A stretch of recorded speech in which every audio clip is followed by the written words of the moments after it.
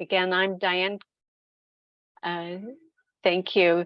I'm Diane Quering. I am one of the policy analysts within the Health Systems Division of the Oregon Health Authority and working within the Medicaid unit. We are asking to record this meeting, so you'll see that permission pop up on your screen. And there is the purpose of that really is so that we're accurate with our minutes, so that we can capture the discussion from today's Rules Advisory Committee meeting. So appreciate your willingness to do that. Again, as if you haven't already, please add your name and your pronouns to the chat, along with the organization or affiliation that you have for this Rules Advisory Committee. I will actually also go through a roster of the names, so we make sure that we capture that. I'd like to also take a minute to introduce the other Oregon Health Authority staff that we have here supporting this Rules Advisory Committee meeting this morning. So I will call on them to introduce themselves and share what they're going to be doing to help with this meeting. So I'll first turn it over to Janet Herb. Go ahead, Janet. Hi, y'all. I'm Janet Herb. I'm with the CCO operations as an operation and a policy analyst under Dave Inbody. And I will be discussing the division 410-141-3566. And we will be going over some new verbiage tentatively being added. It's a pleasure to be here.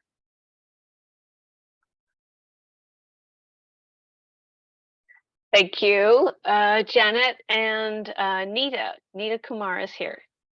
Good morning, Nita Kumar, Rules Coordinator for Medicaid Programs, also here to help share screen, share the materials. Thank you, Diane.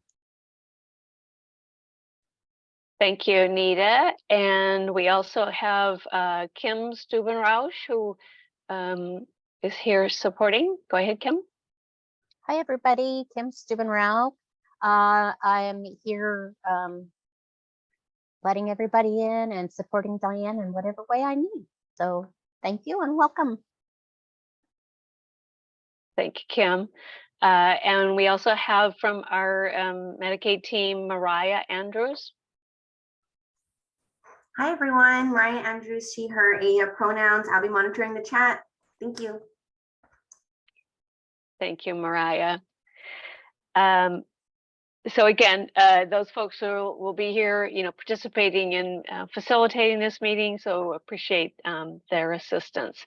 Okay, at this time, then I'm going to go through the list of RAC members that I have received, and there's also some people I believe here today that are just in sort of listener mode. So again, I may not have captured all of those on this list, but I'll leave time at the end to capture those.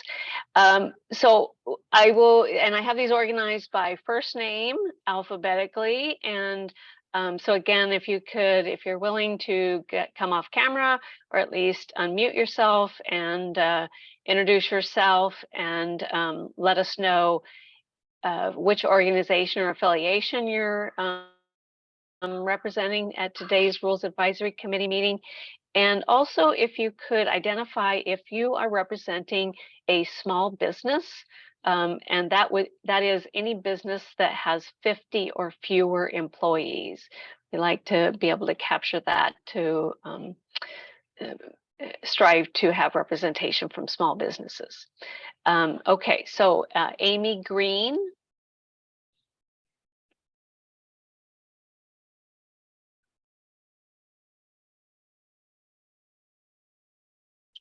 So Amy may not be here. Bill Buska.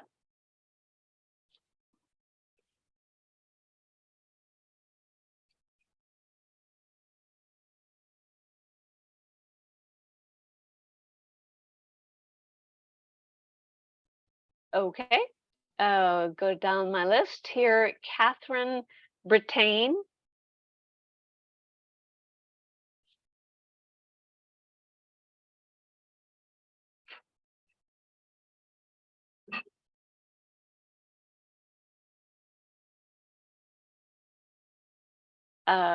Chris Banouf. Apologies if I mispronounce that. Chris, if you're here.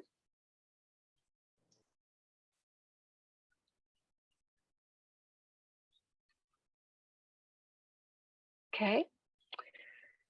So I see we've got more people joining. We're just going through my roster of folks that I have confirmed as either RAC members or those listening, and we're asking folks to come off mute if I call your name, and off camera if you're able to do that, willing to do that, and introduce yourself, confirm what organization you're representing, and if you are representing a small business, which is one that has 50 or fewer employees.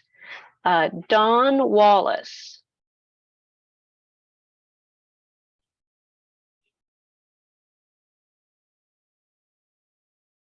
Okay, I'm feeling like I'm striking out here.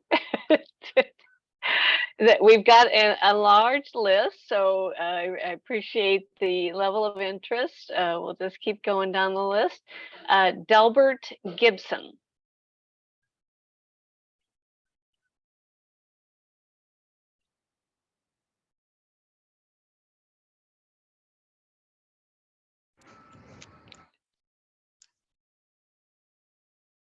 Okay. Diane Lacey. Hello, I'm Diane Lacey. I'm the billing manager at LifeWorks Northwest. We are not a small business. Thank you, Diane. Welcome.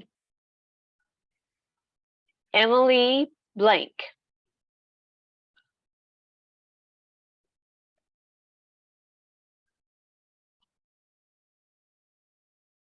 I heard something. Emily Blank.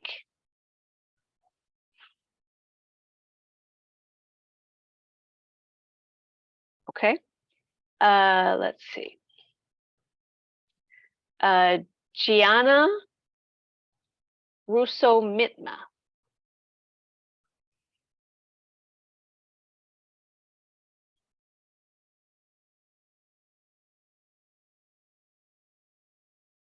Okay. Greg Hansen.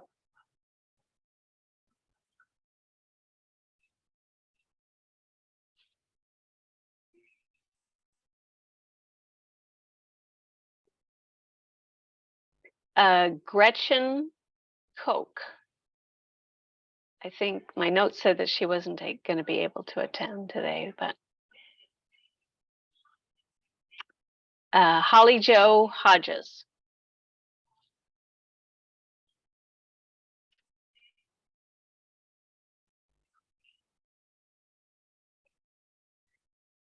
Jacob Parks. Morning, everyone. Jacob Parks, Health Share of Oregon. Yeah. Thank you, Jacob. And I believe that you don't represent a small business. We're pretty close to 50, but I don't think we qualify as a small business now. Okay. Thank you. Jeannie Savage.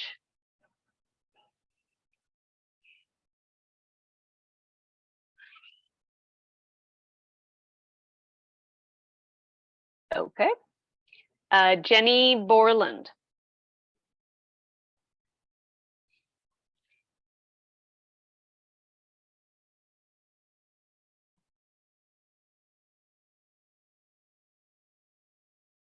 Joanna Cooper.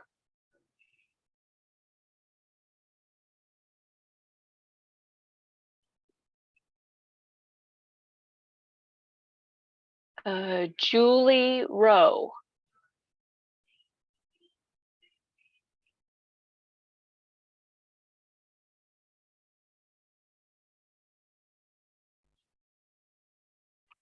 Katie Middendorf.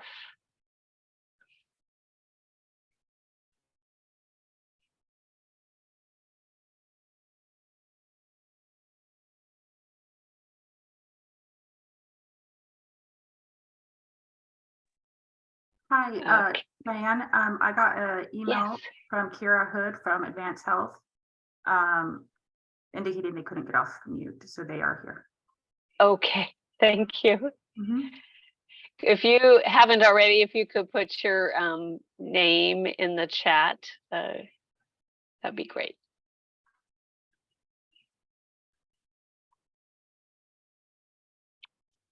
Kelly Nelson.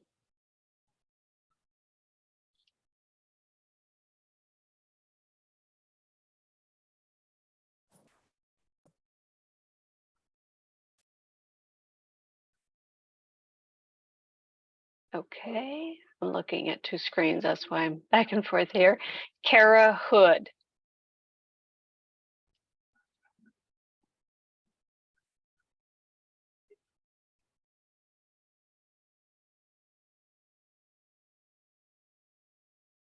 Linda Mann.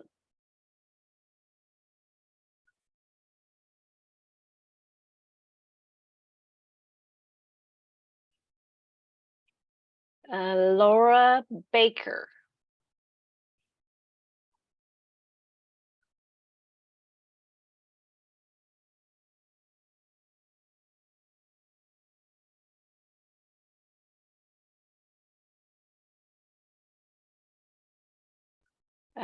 Mary Ann Wren. Good morning, Mary Ann Wren with Advantage Dental from DentaQuest. Thank you, Mary. Max Kaiser. Hi, this is Max Kaiser. I'm the medical director at Surgeon Health Plans. I'm just listening in today. Okay, thank you, Max. I see you're on phone number ending in 141. Appreciate it.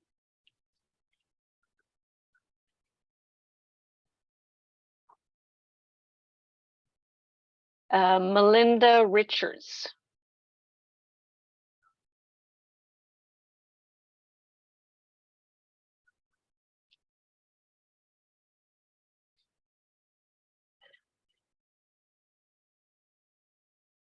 See, They'll see if there's someone available to do an orientation with you, which takes about 20 to 25 minutes, and then they will schedule you for an assessment.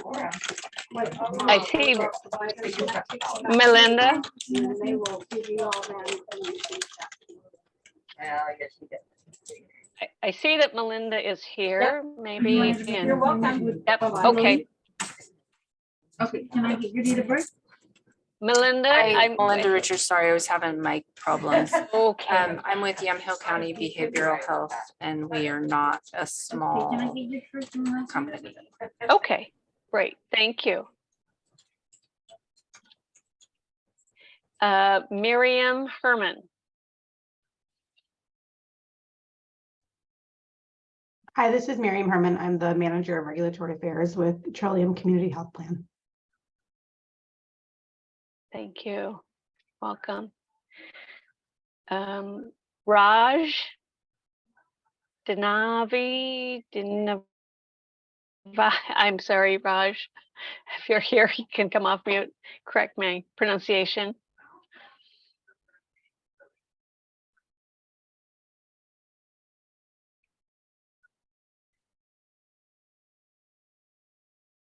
Okay, I don't think Raj is here. Rosemary Buford.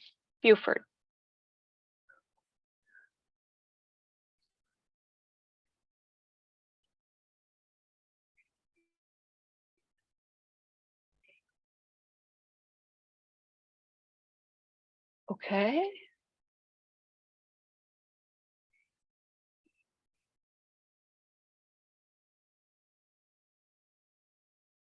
Sabrina Kent.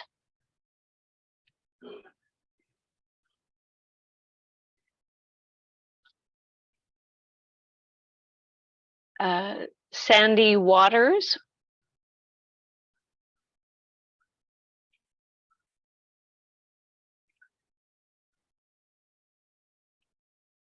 Stefan Shearer.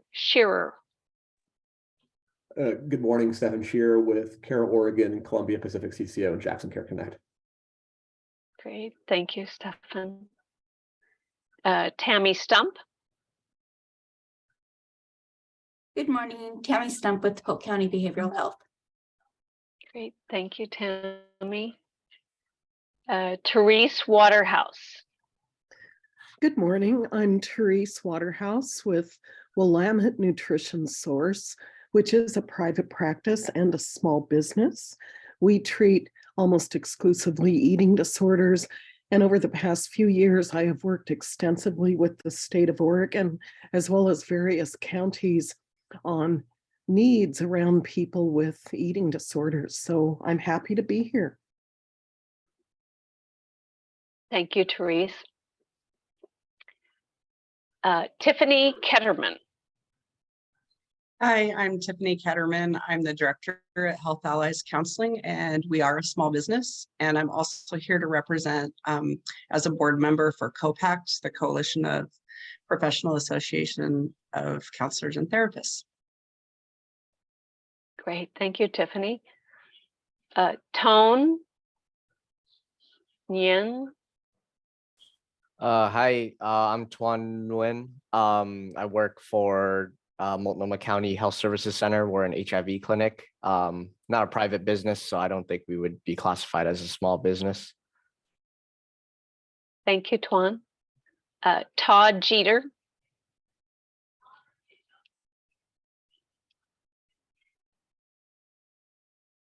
Okay, at the end of my list, I am really pleased that there are lots of additional folks here on this call. I know that took a little longer than maybe we might normally do, but there's I'm really pleased that we have 42 people here in the room. So appreciate your time, and we'll get underway. So again, my name is Diane Quering, she, her pronouns within Oregon Medicaid fee-for-service operations team. And let's move to the next slide, and we'll kind of go over just sort of the agenda for the rest of this morning.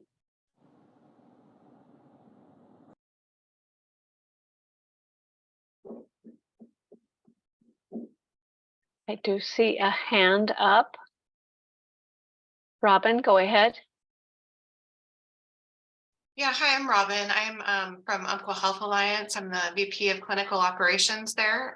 We're a CCO and not a small business. And I didn't hear my name called during the roll call, but I definitely sent a few emails about this. But I did want to ask, usually the rules are posted. I don't see those posted anywhere, and I didn't get them provided ahead of time. So I was wondering if those could be posted shortly so we can, it really helps to be able to take notes as you go through. Absolutely. Let's get that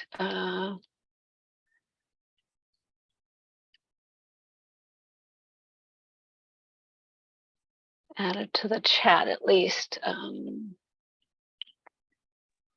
One moment, please.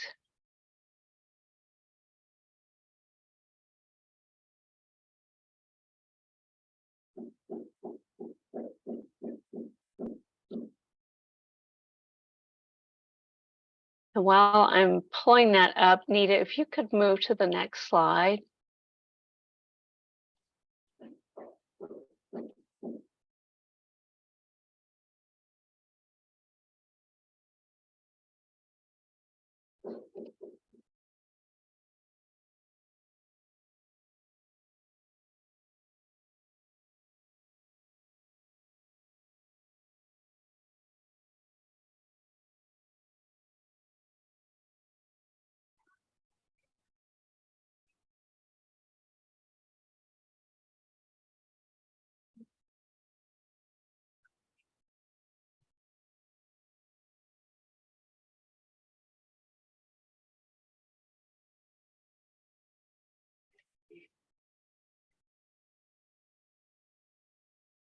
Okay, I'm having technical difficulties getting it dropped into the chat.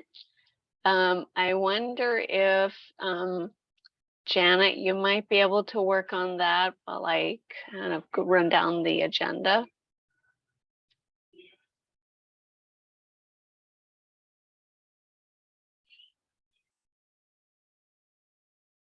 Okay, so I'll move along. We will get that posted, and apologies that maybe we didn't get you on the list, Robin. So appreciate you raising that.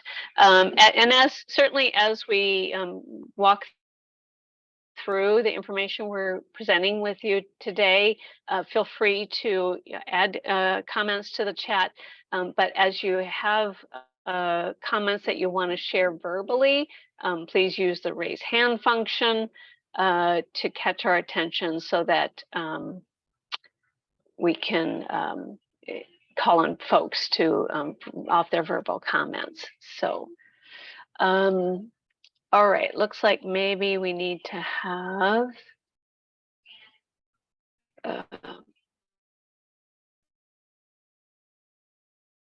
Mariah's gonna work a little bit on getting getting the track changes. At any rate, so here's what we hope to accomplish today. Of course, we're a little bit past time here with introductions, kind of reviewing what we're going to cover today. We will spend a couple minutes talking about the RAC participation fact sheet. That was also, I believe, sent out, so we can add that to the chat as well, and we'll bring it up to look at together. And then we'll focus on, first of all, we will look at the general rule, the 410-120-1990 rule, focusing on the sections that were we have drafted amendments, identifying any sort of major concerns that this group has today. Then we'll move over to the 410-141-3566 CCO rule on telemedicine, telehealth. Excuse me. We'll wrap up with some conversation around the statement of need and any fiscal impact considerations that these rule amendments might have, as well as some conversation around racial equity impact. And then we'll wrap up with closing out this meeting and talking about next steps and timeline. So, okay. Let's see. Diane, this is Mariah. I'm gonna post a link in the chat. And if folks want to scroll down to the bottom of that web page, the note should be posted on the HSD RAC page there. And then I'm going to also see if there's another way to post it in the chat. Thank you, Mariah. Okay, Nita, if you can pull up the RAC participation fact sheet, we'll just kind of go over that. Thank you. So this, I did email this out to the RAC members that I had confirmed. So you may not have, if you didn't receive it, this may be the first time you've seen it. This is similar to what we've used in other rules advisory committees, just to sort of level set for everyone what the purpose of this rules advisory committee is all about. So certainly, the RAC's role is really to seek public input and community partner input to the maximum level possible before we're giving notice of an intent to adopt, amend, or repeal an administrative rule. We look to gather input and suggestions about either developing new rules or, in this case, amending existing rules. We welcome everyone.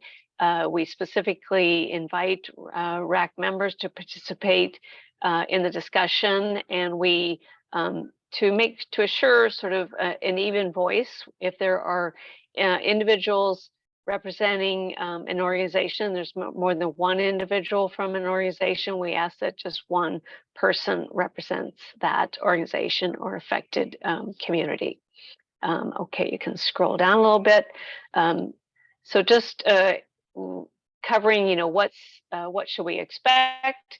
We'll, like as I said, we'll have some conversation about the proposed changes or draft changes that we've done based upon our internal review. And we will stop when we've covered a section that has drafted changes, and we will invite comments and input.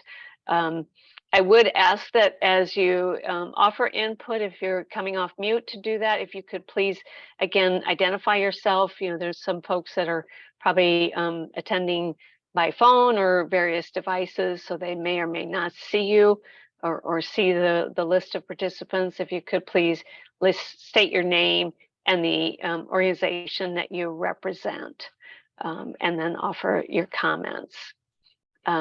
We are anticipating this meeting lasting until 11:30.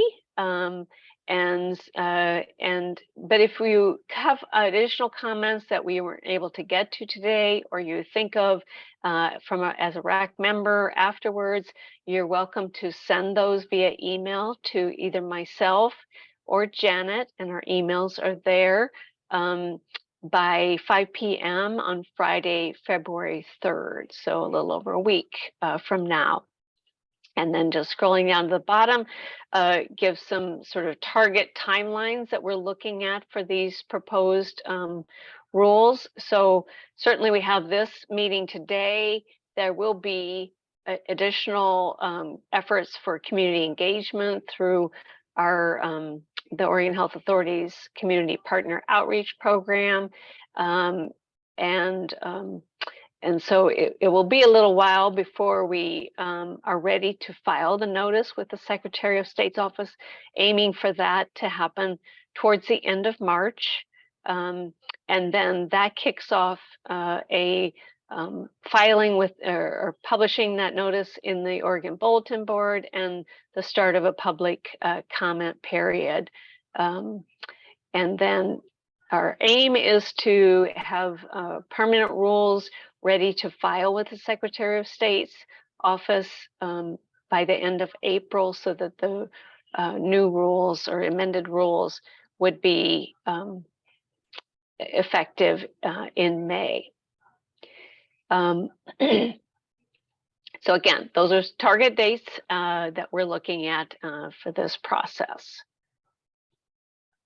There will be, of course, anyone can offer comment during that public comment period. So certainly everyone here today, the RAC members, as well as general public. So that will be welcome before we finalize rules. Okay, Nita, if you could go back to the PowerPoint presentation slide. Okay, let's see.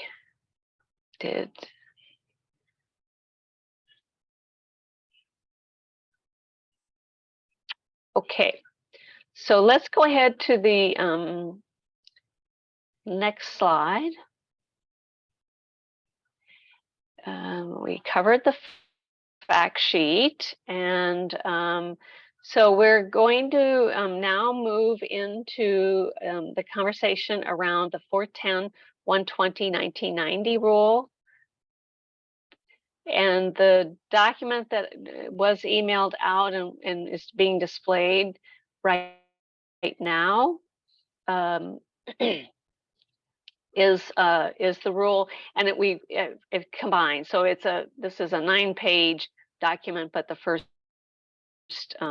but both rules are represented on this document. Excuse me. So I'm going to cover the areas of the rule that have the drafted changes or amendments to this general rule. Keep in mind that this is a general rule in the 120 division of the 410 chapter. And it is sort of that broad overarching rule. There are specific program level rules that may be in addition to this general rule. So let's go ahead and scroll down to, I believe it's section 12. And on this document, any changes are in a different color of text. So you'll see if it's underlined, that is new language. If it has a strike through, then that is the deleted or changed content. So in this section 12, it reads, providers unable to offer in-person services shall refer a client or member within 2 business days of the request for services to a different local provider that offers in-person services when an in-person visit is clinically indicated or when the client or member desires in-person services. So I'll pause there and we can open it up for comments regarding that new language. Hi, Diane. This is Mariah. I just posted an updated link, and if everyone clicks that link and scrolls down to meeting material, tracked rule changes, they'll find this document there. Thank you very much, Mariah. Hi, this is Tammy from Polk County. And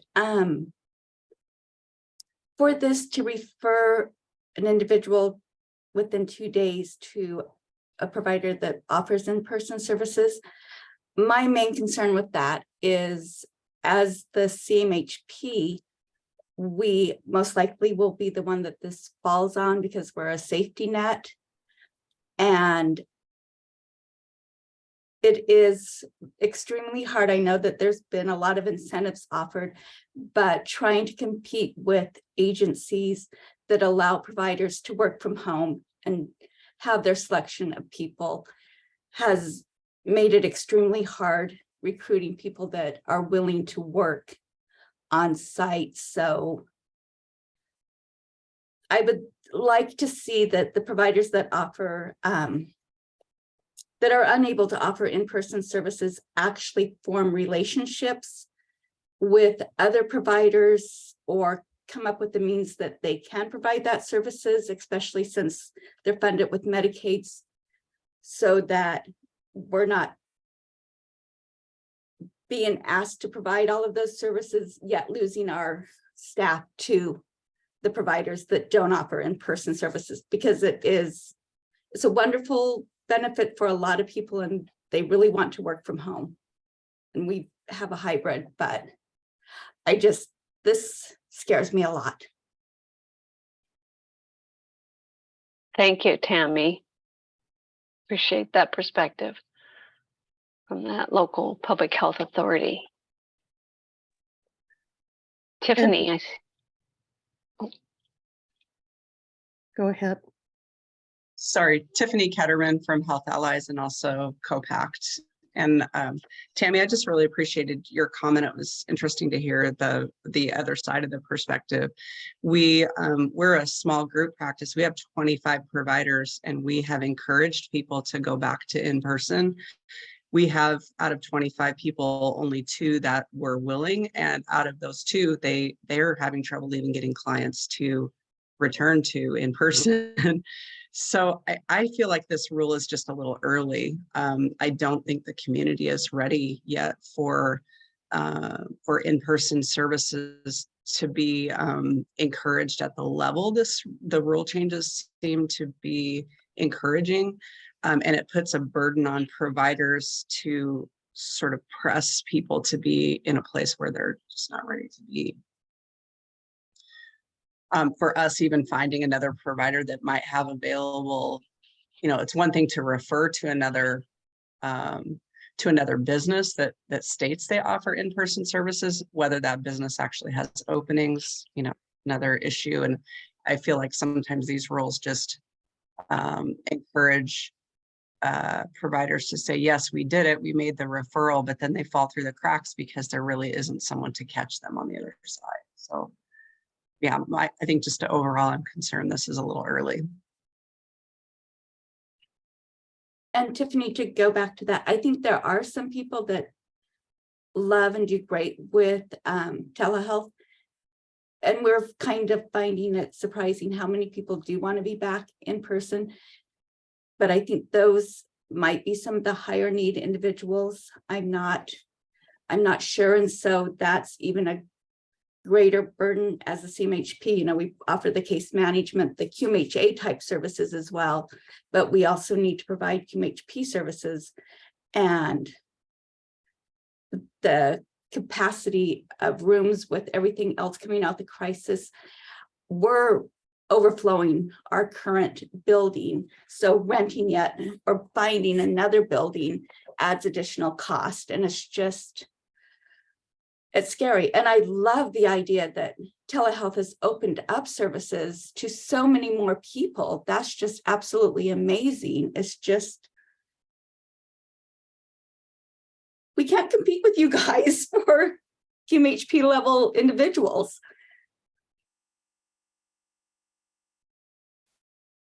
That's fair.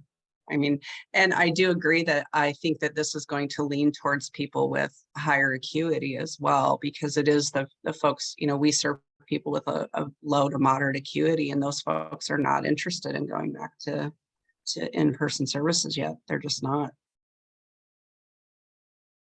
And this is Therese Waterhouse with Willamette Nutrition Source. So we treat mostly people with eating disorders. And just to provide a few sentences of background, eating disorders now affect close to 25% of all people diagnosed with any mental health diagnosis. We also know that eating disorders have a better prognosis the earlier they're caught and the sooner a person disengages from disordered eating behaviors. So that said, and I fully appreciate the intent of this rule to offer choice to people, and especially people who can't access telehealth services. Maybe they don't have access to computer services. On the other side of that, kind of backing up what others have said, what we've seen in the eating disorder community, and I'll speak specifically to Oregon, where I've done trainings in at least 4 or 5 counties. Eating disorder services are pretty marginal. We don't have a lot of eating disorder specialists. And now what we've seen is the invention of virtual eating disorder care. For example, within health is a virtual national level eating disorder provider of treatment, full treatment. They're all virtual, and their outcomes data shows comparable to in-person residential treatment in terms of outcomes for patients. They're also able to reach people in rural, underserved areas, which we have many of in Oregon, and they're seeing enhanced retention. So if a person is able to access telehealth, they can overcome the barrier of few in-state services, few in-state specialist providers, most of whom are full.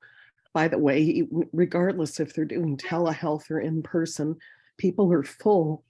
So we do have this barrier of services for some people located in rural areas. They can't leave their job. They can't leave their family. They can't leave their household to go to residential care. So they're not getting care. But now we have some really good virtual offerings, which aren't specific to Oregon. They're not necessarily local providers, but they could credential with CCOs here. And I'm happy if anyone's interested to show you outcomes data.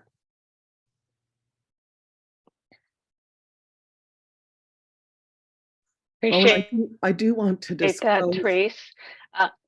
I want to disclose I'm not employed by any of these virtual companies. Appreciate that. Mariah, I see you have your hand up. Yes, there are a few comments and questions in the chat. Would this be a good time to read those to you, Diane? Sure. Okay, so it looks like her name is Cynthia. For small businesses, what if you don't know which agencies are offering in person or not? Can you just refer to a bigger agency within your region within 2 days and that counts? Is 2 days really enough time? I appreciate that question and comment. Though again, the draft of this language is the intent, of course, is to protect OHP covered individuals so that they have choice, and that if they desire or is clinically indicated that an in-person service is appropriate, that they have access to that, a provider who can offer that. So the way this is drafted language is that the referral to a provider that offers in-person services. So I think to that question, what I'm hearing is that some providers may have difficulty establishing those referral mechanisms or connections to other providers that offer in-person services. Thanks, Diane. And we have a couple comments. Please be mindful of acronyms. Not everyone attending the RAC will know what the acronyms mean or represent. Another comment, QMHP are master level individuals that can offer therapy. QMHAs are bachelor level and they provide case management skills and training.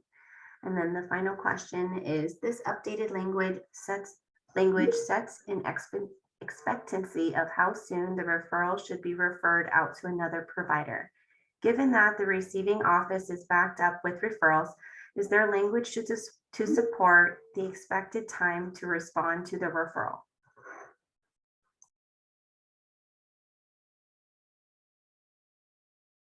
Yes. Well, certainly, we're open to input on language that could be more clear in this rule. So if you don't, if you want to take time to offer that, that would be helpful. We could send that via email. And we certainly recognize that access and availability are two different things.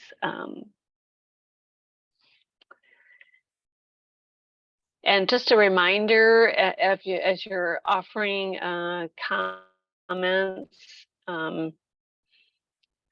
if you could please identify what agency you're representing, if you're associated with a business, etc. Let's see.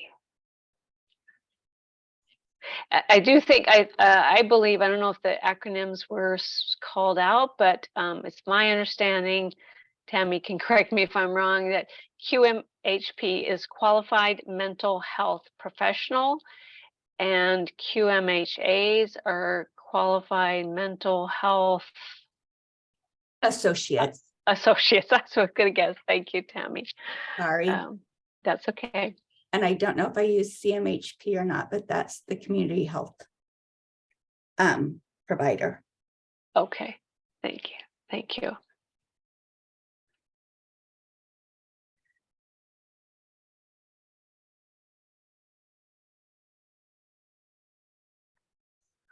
Diane, there's another comment in the chat and I see Tiffany has her hand up. But Therese writes, I appreciate the offering for enhanced choice. Choice can work both ways for some patients, such as those with eating disorders who do not have access to in-person treatment locally and for whom a virtual offering would be more accessible. Yes, appreciate that comment, Therese. And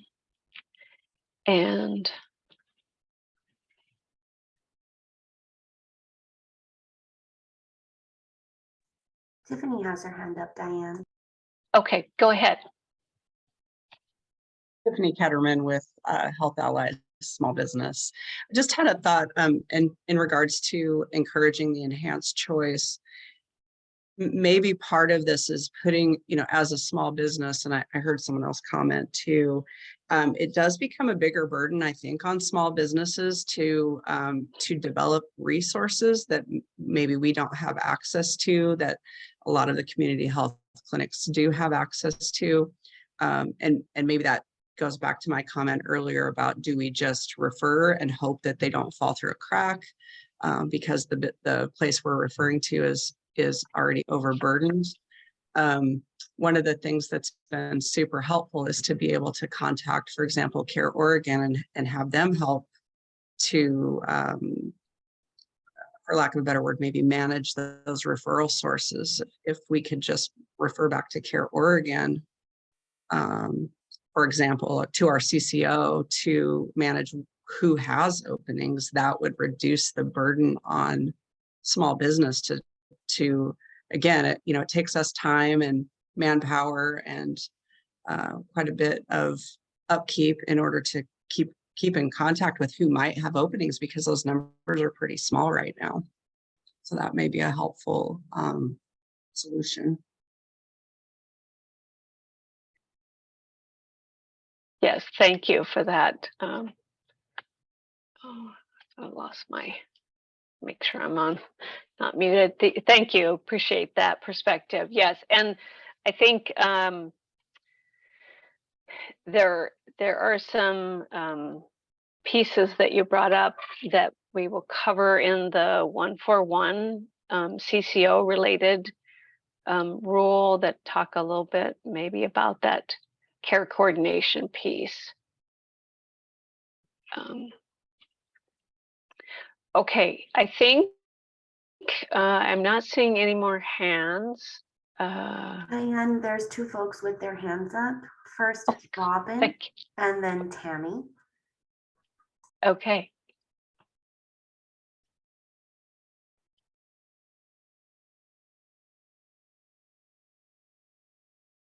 Sorry, did you want me to go ahead? Yes, go ahead. Hi, this is Robin from Umpqua Health Alliance, and I just wanted to voice support for this requirement. I think it's kind of a trade-off. I know we haven't gotten to this portion yet, but my understanding is previously it was required that telehealth services also be able to provide in-person services. So it seems like this is a good compromise to really, provide that member choice piece. I think that from the care coordination standpoint, I think CCOs absolutely make sense to help with care coordination. And, if the telehealth provider, needs assistance with that, I think that makes sense, obviously. But I think that there should be still the requirement that, that responsibility is on the provider to kind of coordinate that and connect with either the CCO or a local provider. Appreciate that. Thank you, Robin. Tammy, go ahead. Again, I'm sorry. And yes, I was going to bring up the CCOs are supposed to be the care coordinators in that. And again, I am 100% for telehealth. I would just hope that the CCOs, the state, and the providers would work together to develop a plan where there are other in-person providers rather than just the CMHP, the local community mental health provider, because it's hard for us to compete. I know right now for treatment homes and facilities, we're the safety net, so we have to provide services there because there wasn't really language developed around how we would work together, even though there's certain OAR requirements. So I'm just asking that it's a clear understanding that if we're going to have the CMHPs be the safety net and provide the in-person services, it's going to be difficult. So hopefully we can find a way to bring in other in-person services. I'm done stepping off my soapbox. Appreciate that, Tammy. Yeah, it's an important perspective. Okay, and Hi, Diane. some agreement in the chat. Yes, there's a comment in the chat from Linda. Linda Williams, Oregon Health Authority, perhaps 12 should be split for requirement for referral as choice versus referral for in-person care is clinically indicated or as clinically indicated.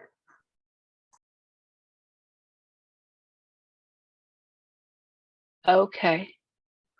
Thank you, Linda. We can consider that.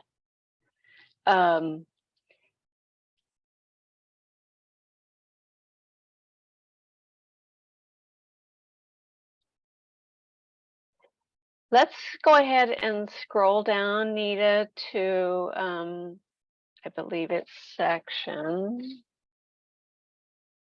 15.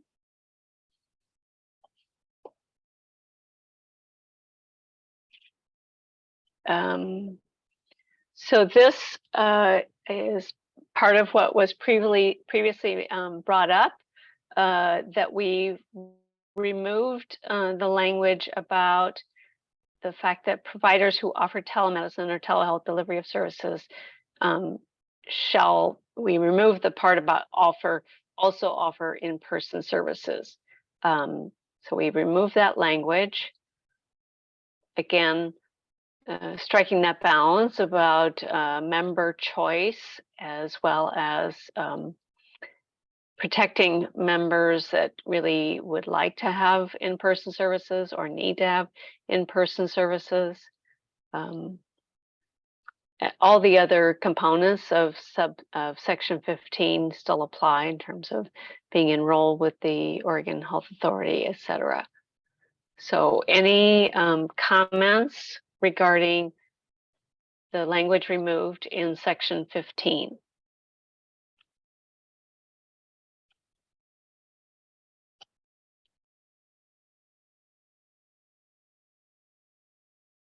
I don't see any hands up.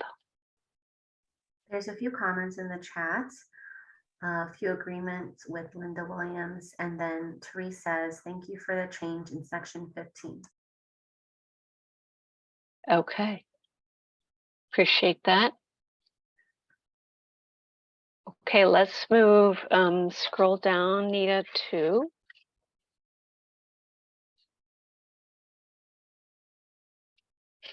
let's see.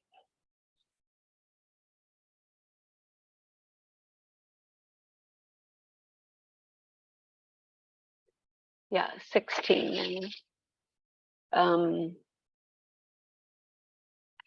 This is connected to what we've been talking about having providers developing and maintaining care coordination policies and procedures that require the provider to refer clients or members within 2 business days to a different local provider offering in-person services.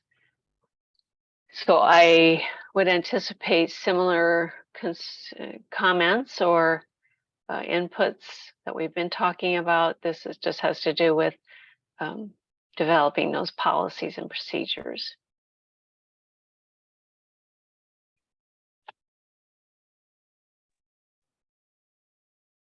I'm sorry, this is Tammy Stump again from Polk County. Yes. And I apologize. One of the other issues that we have is we end up with a fair number of people with private insurance primary because we are here to serve Medicaid and underinsured individuals. We don't have direct contracts with private insurance, but we do always try to build them and get single case agreements. One of the things that I am finding is we're having individuals that are seeking services through us because they want in-person services. When I call to get an auth from the private insurance, they state that they do have providers available, so they will only offer to pay us if there are no providers available. So perhaps this is something that can be taken on with the state level, that the private insurance provider panels should include in-person as well as telehealth. Sorry.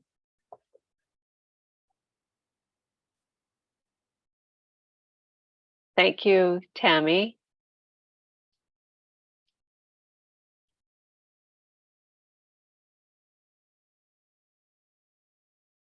I'm scanning the chat. I don't see any other hands up regarding this input on this section. Apologies, Diane. I did receive a question in the chat direct to me, so it won't be shown. But Yvonne, Oregon, does 16 apply to all providers or just those who do not have or offer in-person services and providers? Question for you. These rules apply to the medical assistance program. So the Oregon Health Plan, in terms of what is covered and the reimbursement policy. So these are specific to those providers who contract or enrolled with Oregon Health Authority as OHP providers. Thank you, Diane. Another question regarding section 16, maybe consider having the reverse idea in this section. State if a provider clinic can only offer in-person, but in-person prevents a barrier to care, then a virtual or telehealth option needs to be offered. That's from Therese. Okay. Thank you, Therese. Appreciate that perspective. Yeah, again, I think the intent behind these rules and these amendments that we're drafting is really to assure that there are options for clients and members, so that we've heard cases where clients felt like they were forced into telehealth, and maybe now they want to have in-person services. Certainly, the pandemic presented different circumstances, but we wanted to be able to strike a balance between offering in-person services and virtual services. So appreciate the conversation around maybe some different language.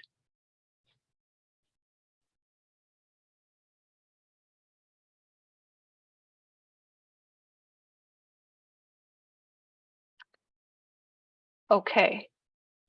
I don't see any other questions or hands, so I'm going to move us along.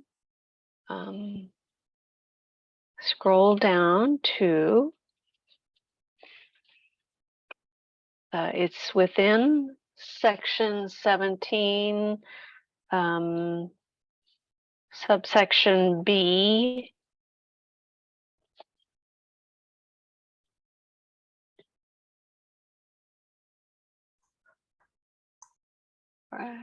I keep going. Big B. So this is where we've incorporated the updates around the place of service codes and the modifiers. As a result of the pandemic and efforts to be able to identify when services are being provided via telehealth, several updates to place of service codes have happened over the last year and a half. So we now have added language here to clarify using place of service code 10 when the member is receiving virtual services in a location other than the home. So we've added that language. And then we clarified and removed some language around modifiers that would reflect whether the service was being provided using real-time audio and video, like we're doing today, versus a audio only type of scenario. So that's what these changes are reflecting.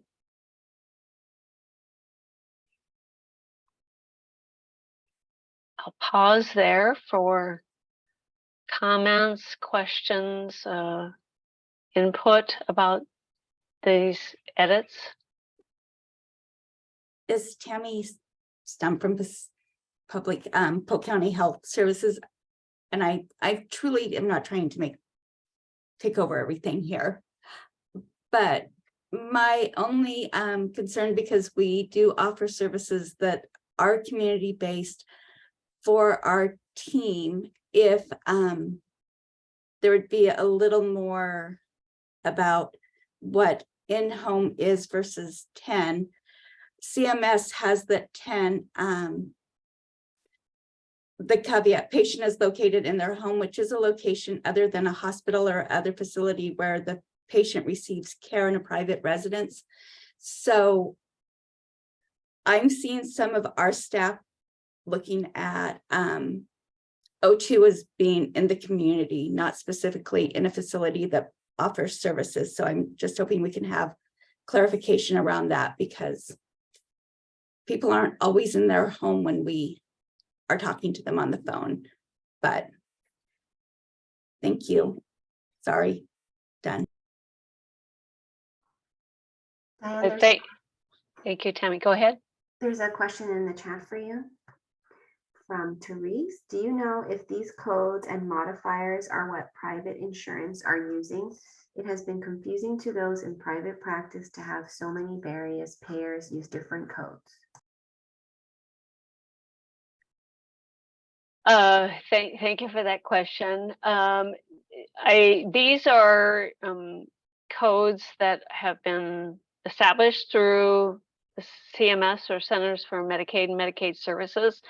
And so these are used, let's say, like Medicare claims, and we often will adopt these.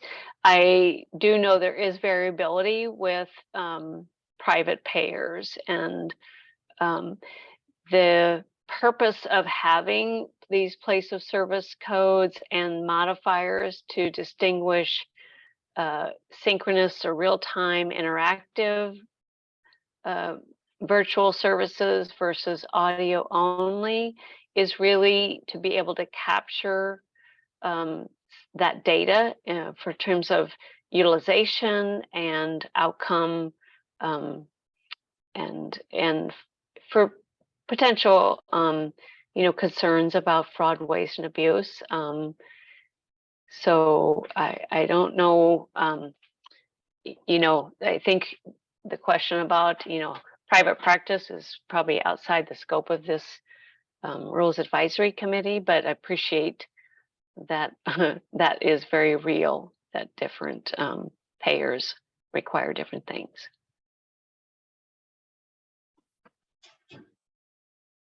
Diane, this is Linda Williams. I can't find the thing to hold my hand up. Isn't this also coded so that you know who bills the service? Because telehealth can be billed separately from the service, correct? Well, the transmission. Thank Sorry. you, Linda. And say your question again. Coding on who initiates and where the client is also isn't that how the service is billed? So that on both ends, it's not billed by both. In other words, the cost for the transmission, et cetera. The originating versus the service. Right. Thank you, Linda. And I'll just add, Linda is a subject matter expert, employee of Oregon Health Authority. So working specifically around school-based health services. So appreciate the question. I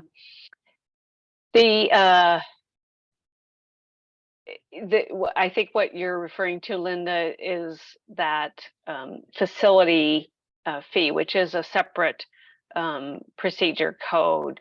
These place of service codes and modifiers are simply amended or added to a claim for whatever the specific service that was rendered. So these are additional, I guess, sort of clarifying components of the billing process to identify when, where is the member located? That's really the driver of the place of service. And then the mode of the service, whether it was interactive, audio and video, or audio only.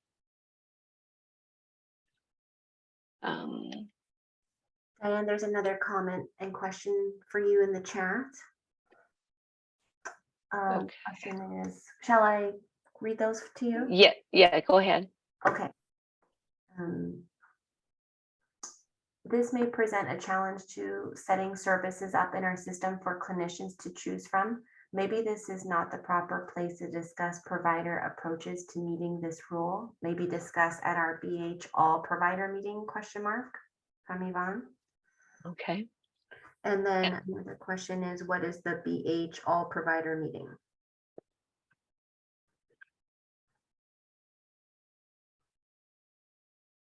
Yeah. So yeah, I do think, there is a place for additional provider guidance that is outside of a rule. And I think that may be what they're talking about in terms of additional guidance. And I appreciate that, this may pose some additional challenges in terms of maybe IT systems. So appreciate that perspective if this were to be implemented. I mean, the previous rule did have information about place of service and modifier codes. These are just sort of the additional codes that are now available to distinguish the place where the client is located, recognizing that, again, if a member is in a place other than their typical residence, they may be on vacation, traveling in another state, or etc. I did see a question about, did we skip section 14? Might scroll up a little bit, Nita, to see. And Stefan has his hand up for you next.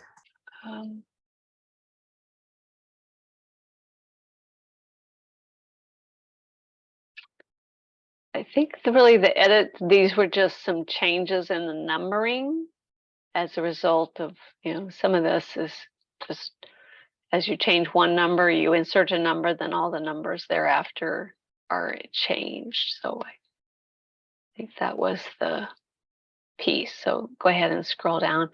And Stefan. Thank you. So again, it's Stefan with Care Oregon. So just a couple clarifying questions, and this may be getting down the weeds. I'm not sure if it needs to be in rule or just kind of guidance after the fact. But in terms of kind of our houseless population, how we should be, or how should we be considering them with these codes, and then also just kind of in the O2 versus the 10 is the intent to kind of split out facility-based telehealth services versus community and home services, or just if you could help me understand that a little bit better. Yeah, thank you for the question, Stefan. Yes, it's my understanding that the place of service O2 representing when the client or member is in a location other than their home. So a home might be a tent. It could be a shelter. It could be temporary housing, but it would be wherever that that individual is located.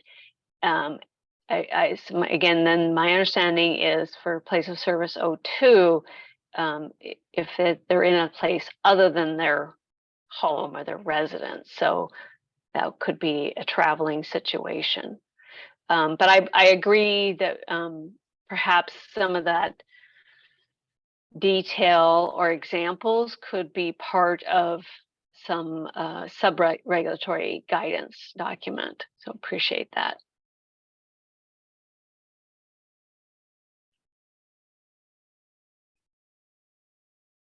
Diane, I have a few more comments for you in the chat. Yes.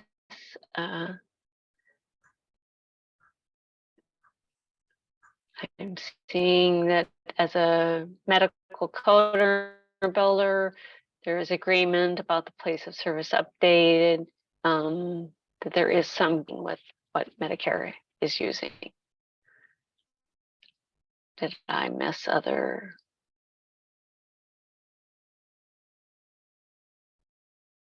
I think that's all for now. Okay.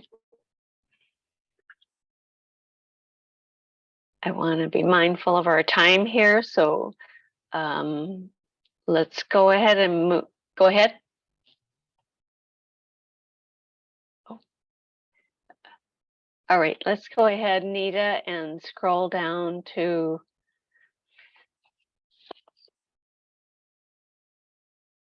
I think that was really it on that one. Again, there was just some renumbering as we consider some of these draft changes. So at this time, I will pass it over to Janet, who will walk us through the draft edits to the 1413566 CCO related rule. Thank you. Again, I'm Janet Herb. My pronouns are she, her. I'm with the CCO operations as an operation and policy analyst underneath Dave and Body. For the subject matter expert for this particular chapter, it's Diane. We're going to be discussing Division 410, 141, 35, 66, telemedicine, and telehealth delivered health services and reimbursement requirements. If you have this document pulled up, please go ahead and go down to page 5.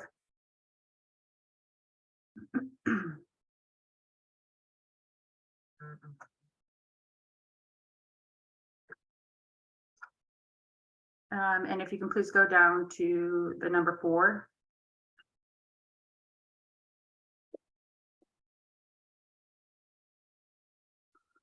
Thank you. As before, we are adding, the highlighted areas are added, and I will read them. CCO shall ensure that providers unable to offer in-person services have access to the CCO provider directory, for number 4. Thus, number 5, CCOs shall ensure that providers unable to offer in-person services inform the CCO upon referring the members to another provider in accordance with the requirements set forth in 410-120-1990. So the CCO can provide any care coordination services necessary to support the member in accessing care. Please note that renumbering will be occurring thus forth. This concludes any revisions for this particular division of 410-141-3566. Diane, are there any comments or concerns or questions you have? Yes, Janet, you have a question in the chat and a hand raised from Robin. Okay, one moment, please. But Diane, do you have any statements about this particular changes? No, thank you, Janet. I think the intent is just to align and reference between these two rules. Okay. And then RAC members, please remember to raise your hands. Are there any comments or questions? And go ahead with Ms. Robin. Yeah, thank you. I'm again Robin Traver from Umpqua Health Alliance CCO. And I just would like to recommend that number 4 be removed, or possibly just reference the rule that discusses provider directory requirements. So there is an OAR that I actually listed in the chat there, as well as a CFR that requires provider directories to be readily accessible and posted on our websites. So I think it's challenging to have different requirements kind of in different language. Outside of that rule, it makes it challenging to reconcile those two pieces. So I think whenever possible, just referring back to that rule is best. Or if this is trying to establish a new requirement, then that I think should be made clear and open for discussion. Thank you. Thank you. May I just ask clarification to make sure I completely understand? Just ensuring that the verbiage across the board is fluent and the same, where we're directing people. Yeah, I think my comment is that number 4 is unnecessary because we're required to post our provider directories online. This almost makes it seem like we would have to preemptively try to, run claim report. It makes it almost like the CCO has to identify members getting telehealth services and try to reach out to those providers to make sure they know that our directory is posted online. It just seems, I'm not sure what the intent or how to operationalize number 4, I guess. I think the requirement federally and the state OER is already required that we post those. And we do, CCOs do post those already. So maybe this could be added to the other rule as, referring to that rule that provider directories are available on CCO website, so providers are aware of that. But yeah, I think this just seems like a new requirement that seems hard to operationalize. Okay, thank you so much. I appreciate your comment. Sure, thank you. Jacob Parks.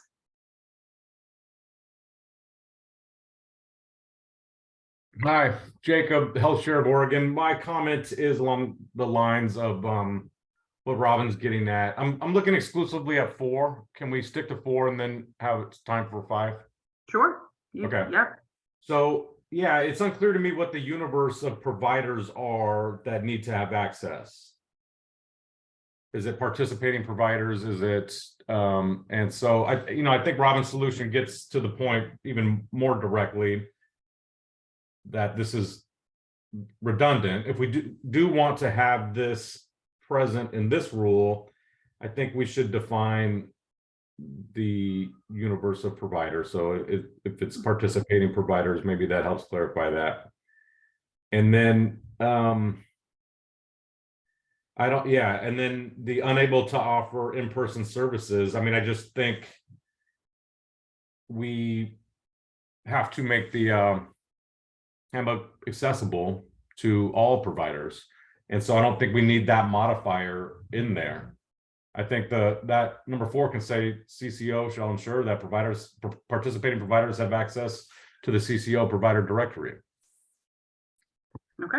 And that makes clear that we're not trying to create, there's not something different that has to happen here, an additional thing, an additional outreach, or unless there is. That's not how I'm reading it. I just think we're focusing in on these unable to offer in-person provider, unable to offer in-person services providers. We're kind of focused on them here, so we address that specifically. But I think we're good without that modifier. And then I mean, in general, I'm a little unclear on who unable to offer providers are. That appeared in the fee-for-service section we just talked about as well.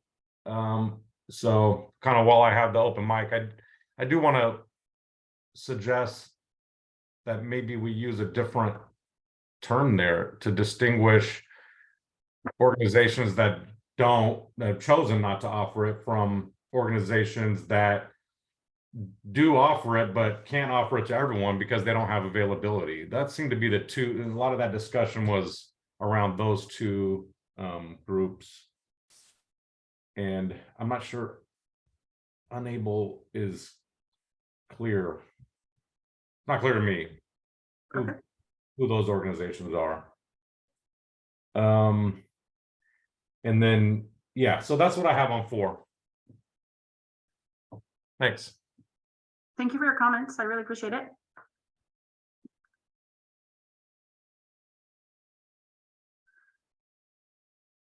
I do not have the chat up, and I do. Oh, go ahead. I'm super sorry. Go ahead. No, that's okay. The chat, there are a couple comments in the chat. I'll kind of go backwards. Linda says, Linda Williams, from a client perspective, does the provider directory indicate which providers provide in-person services?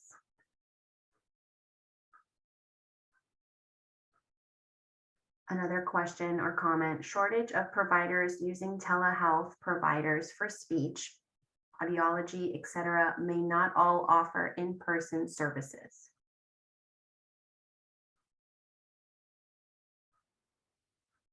I believe that's all. Okay.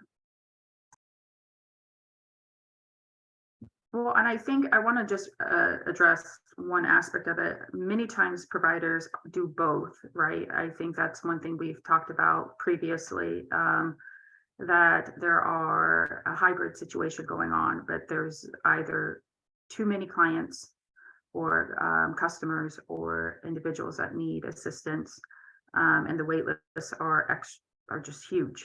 And so how do we, the provider information could be absolutely correct, but it may not feel that way to the person trying to access the service. And so I don't particularly know if the provider directory, if they said, yes, we do in-person and telehealth, and the person seeking in-person, but the wait list is 6 months long. And that's a best case scenario, because working with humans, especially on this level, it definitely ebbs and flows. And so how do we help the member find what they're looking for in an efficient way, but also with everybody working together with care coordination and integrated care and the member in the forefront, but also recognizing where everybody is at with the amount of where their employees are at, the amount of people that are coming in through the door for employees. And so it's a very fine dance to help people, and it's a hard time all around. I want to acknowledge that for anybody serving anybody, it's a very hard time. And personally, I want to say thank you to everybody that's here that do that.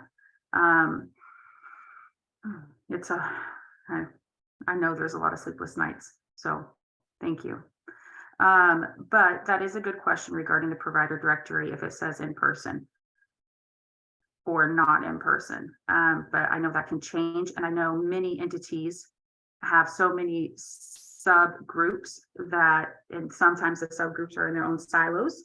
And so I don't know if it would capture everything appropriately. Now I might be misspeaking, and if y'all want to clarify that, I would love that. But it is a good comment to know.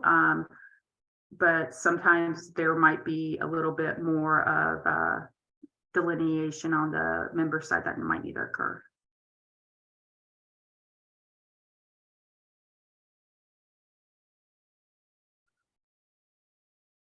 All right, are there any more questions or comments?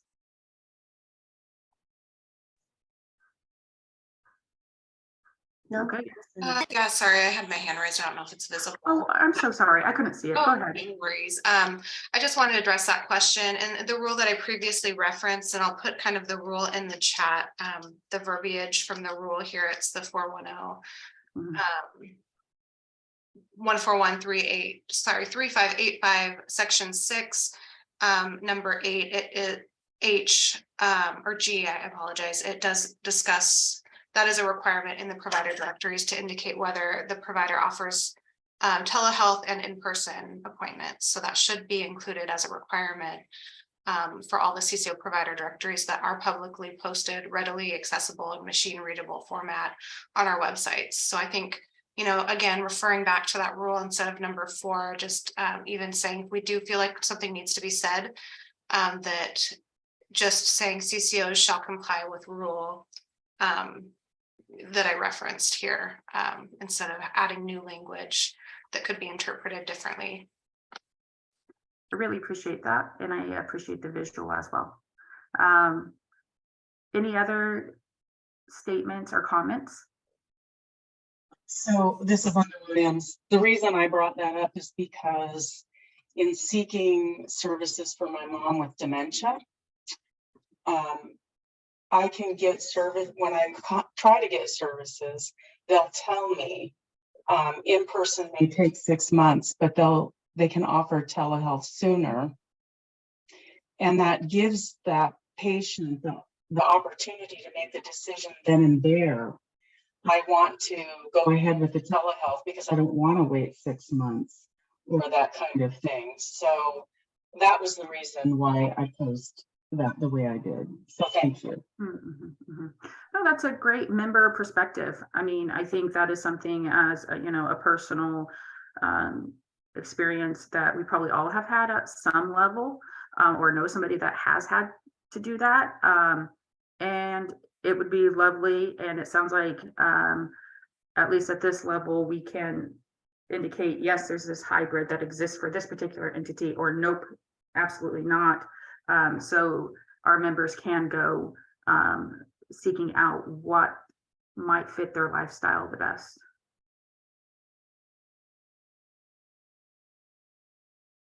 If there are no other questions or comments, I would like to go ahead and close the question and comments for this particular division. Does not mean we will not still be accepting your comments and questions via email, of course. But for this particular rack, if I'm missing anybody's hands, would you go ahead and just pop off? Shake up, I saw that. I don't know why I can only see you, but that's what I see.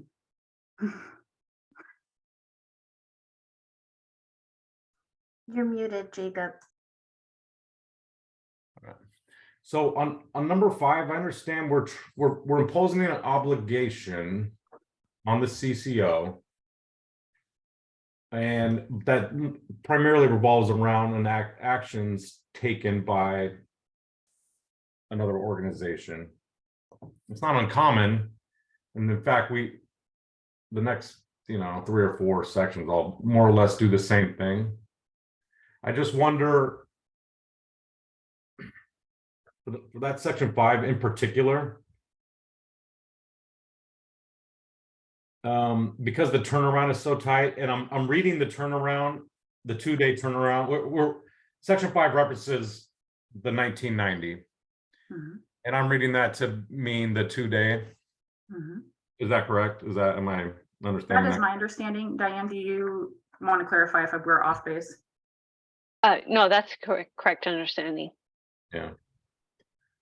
Well, I mean, I just think in general, it's smart to place obligations on the body that is taking the action. I understand we don't always do that with CCOs, and there's management of providers. But I wonder if what we should be getting at here is that CCOs shall have policies in place that make providers aware of their obligation to refer a member for in-person services if they cannot provide them. Something along those lines. I mean, I think that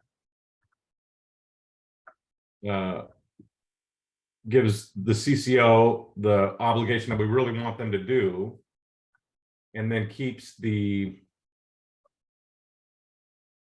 obligation to ultimately turn around that referral where that action takes place. Does that make sense? It makes sense. Yeah. Thank you. Thank you. All right, in the interest of time, we're going to go ahead and move forward with our agenda. Janet, Robin has her hand up. Oh, I'm so sorry, Robin. That's okay, thank you.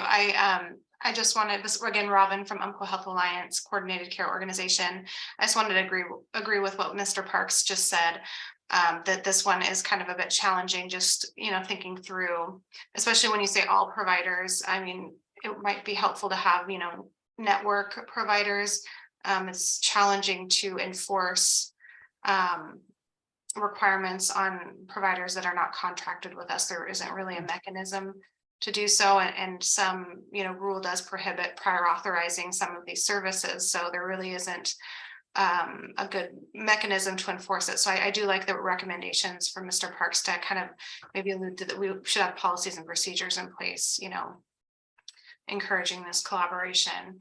But again, I don't know that number 5 is really necessary, because we are coordinating care, and we do have policies regarding coordinating care and accessibility. So I'm not sure if either 4 or 5 is really necessary here. All right, thank you so much. All right, Diane, I'm going to let you go ahead and continue on with the agenda. I appreciate everybody's time. And again, if there are any questions or concerns or additional comments, go ahead and please feel free to email me.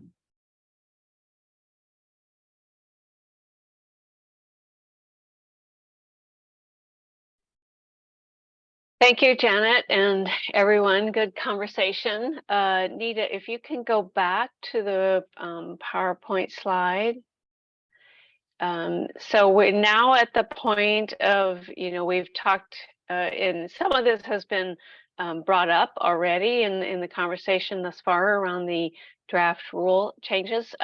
So in terms of potential fiscal and operational impact of these draft changes, but I wanted to open it up for any additional conversation around would these OARs and drafted amendments discussed today have any fiscal impact on affected parties?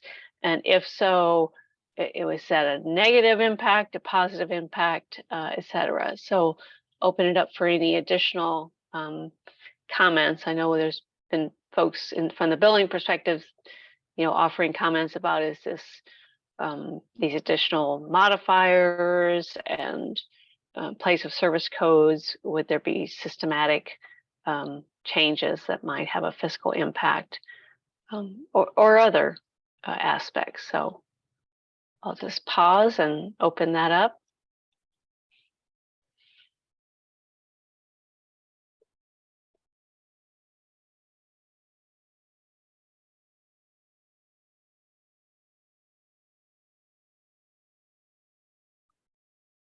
I don't see any hands raised.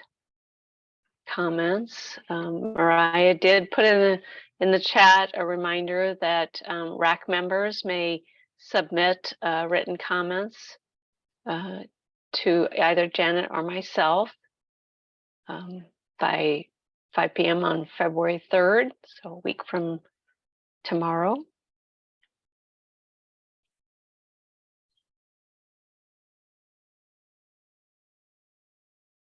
Okay. The next part, and we've talked a little bit about this as well when we've been talking about the rules and the impact of access to services for various population groups.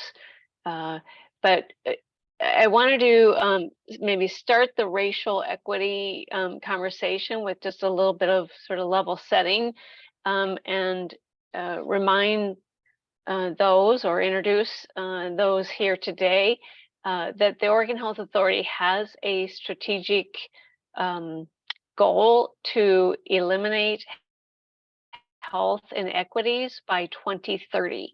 So as an organization, that's one of our key areas of focus as we think about all the processes that we do, including rules advisory committees and rulemaking processes. So if you haven't read this, I'm just going to read our health equity definition. And this was after sort of broad input through our through our Office of Equity and Inclusion division within OHA.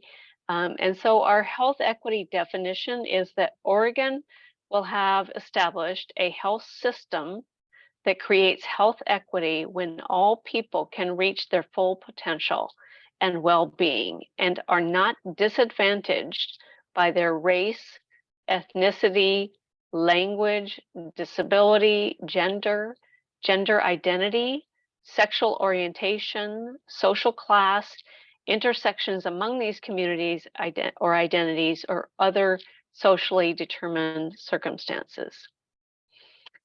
And achieving health equity requires the ongoing collaboration of all regions and sectors of the state, including tribal governments, to address the equitable distribution or redistribution of resources and power, and recognizing, reconciling, and rectifying historical and contemporary injustices. So that just sort of, I guess, provides some context as to why we're being mindful and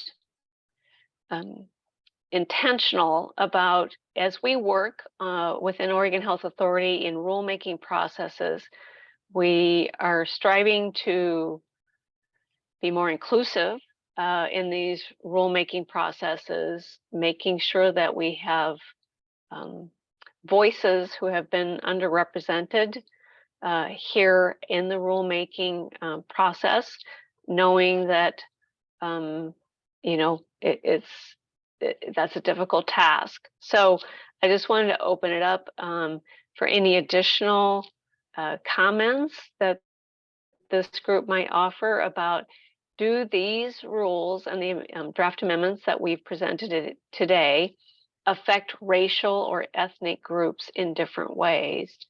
And then also to identify who is not represented today. I think we've heard from a number of CCOs, some private practice, small businesses. I've heard from local public health authority entities.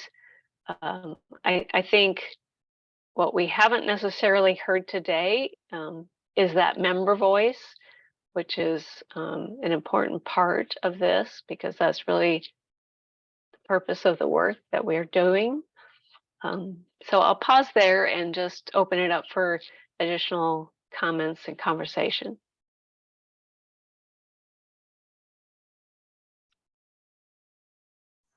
Diane, there's a couple comments in the chat. Would you like me to read those? Please.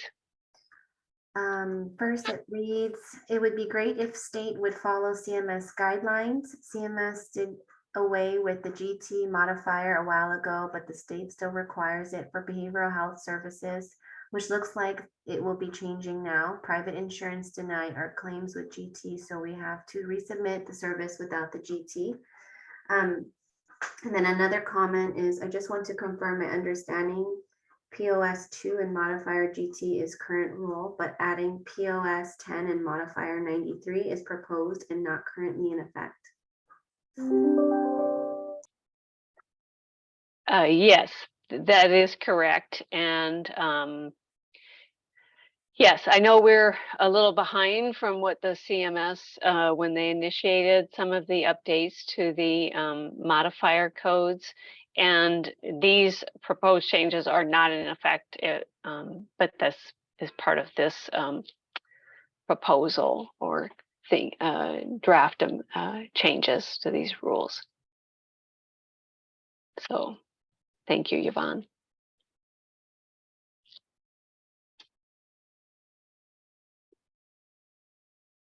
Okay, I'm not hearing any or seeing any additional comments specific around racial equity in terms of how these rules or drafted changes to the rules may affect racial or ethnic groups in different ways. So appreciate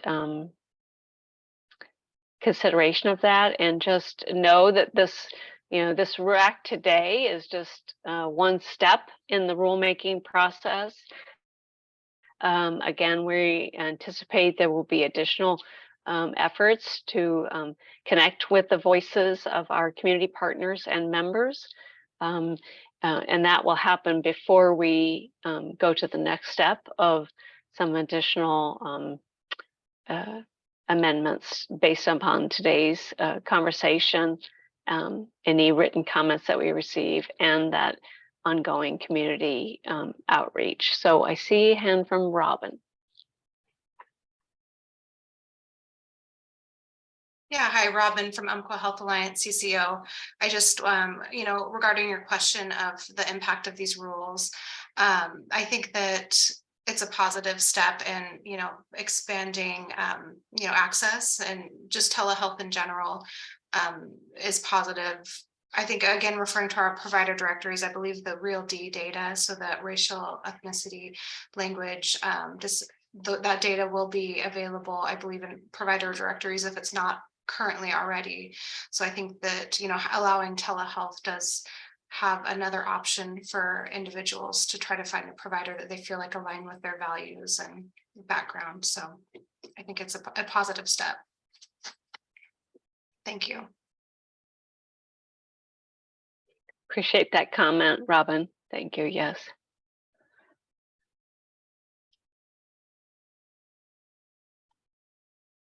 Okay, I think with that we can, let's see, is there one more slide, Nita?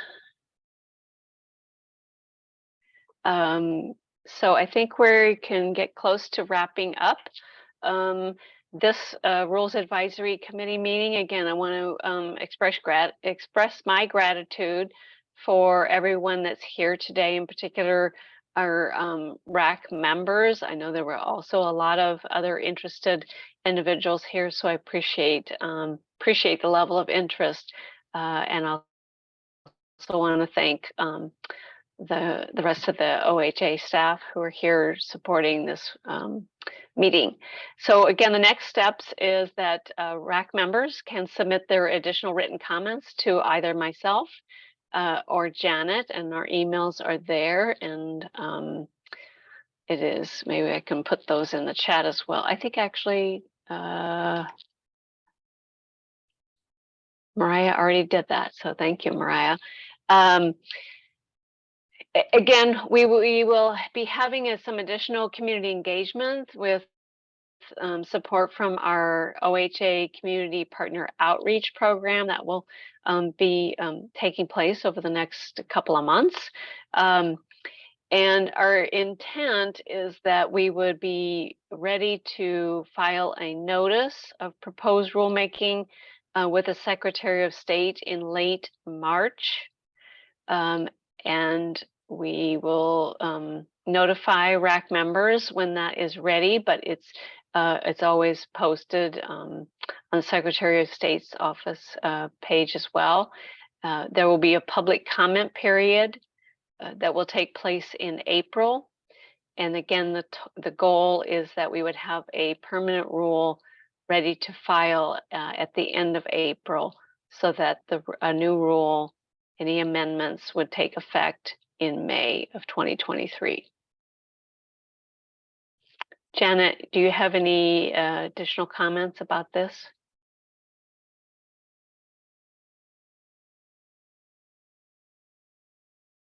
I do not. I do also want to express my gratitude. Thank you all for being willing to spend your wonderful morning with us. I appreciate it. Yeah, yes, it's a 2-hour meeting during this time of year is tough to fit into anyone's schedule. So appreciate your participation and attention. And we will close this meeting. And again, thank you, and hope you have a wonderful rest of your day. Bye, everyone.